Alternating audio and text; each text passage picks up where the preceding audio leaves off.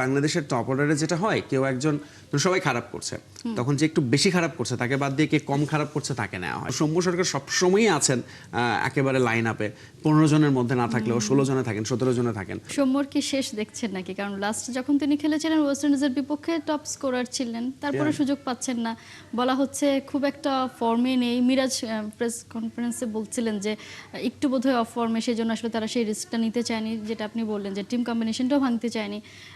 তাহলে সুযোগ পাওয়ার সম্ভাবনা দেখছেন সামনে?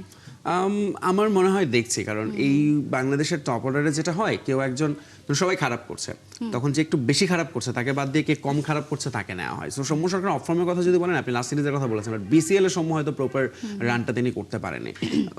এই সিরিজে দেখেন তিনি হয়তো নেই, আবার নেক্সট সিরিজে সৌম্যকে মানে আপনি এর কোনো কারণ লাগবে না দলে আসলে ঢোকার জন্য। সো সৌম্য সরকার সবসময়ই আছেন একেবারে লাইন আপে, 15 জনের মধ্যে না থাকলেও 16 জনে থাকেন, 17 জনে থাকেন। সো সৌম্য সরকারের এটা আসলে শেষ না, তবে তার পারফর্ম করাটা খুব জরুরি। সৌম্য অনেকদিন হলে পারফর্ম করছেন না।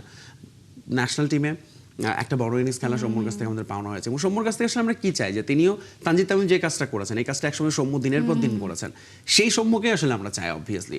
এখন সেই সৌম্যর জন্য আসলে একটু বললাম এই সিরিজে হলো না, বাট নেক্সট সিরিজে অবভিয়াসলি সামনে অনেকগুলো সিরিজ আছে, নিউজিল্যান্ডের সঙ্গে আছে, আবার পাকিস্তান আসবে, অস্ট্রেলিয়া আসবে।